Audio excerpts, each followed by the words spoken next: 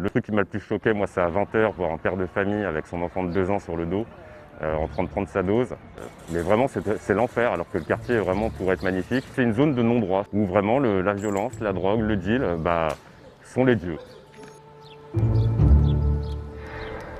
Ah oui, on est là, on est là. Je m'appelle Staline Crack et je gère un compte Twitter sur tout le quartier Stalingrad qui recense un peu tous les actes malveillants et tout ce qu'on subit comme nuisance depuis plusieurs semaines, voire plusieurs mois.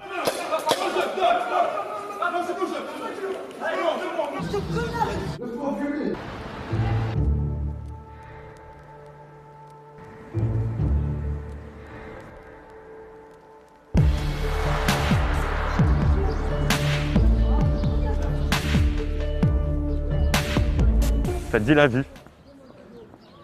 C'est assez impressionnant. Et quand vous avez par exemple là, vous voyez quelqu'un qui est en train de pisser, c'est quotidien quoi. Et donc on n'en peut plus. S'il te plaît! Ils ont pris celui-là, ils ont pris l'autre.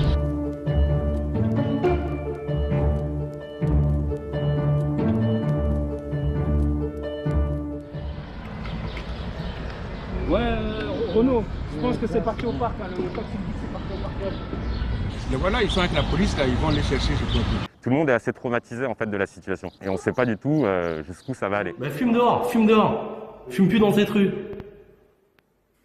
Les gens viennent chez nous, personnellement, moi j'en ai viré un qui était rentré dans mon immeuble, qui a pris sa dose de crack et qui s'est mis à brûler la colonne de gaz.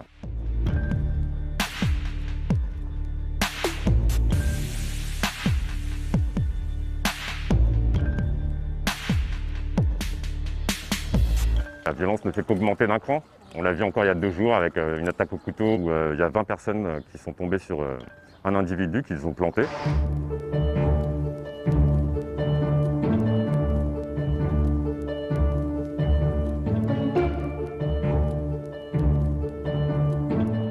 Et on se demande mais qu'est-ce qui va se passer encore? Est-ce qu'il faut un drame pour que les pouvoirs publics agissent? Les riverains sont en droit d'être exigeants et d'être impatients vu l'enfer que nous subissons sur ce quartier. Il y a une grosse poussée de fièvre et on a atteint un niveau de fièvre qui, à mon avis, relève d'une intervention d'urgence. On a une situation qui est en effet très préoccupante. Ça fait des mois que j'interpelle et que nous interpellons les plus hautes autorités de l'État, le ministre de l'Intérieur. J'ai interpellé à plusieurs reprises à la tribune du Conseil de Paris le préfet de police pour l'alerter sur cette situation.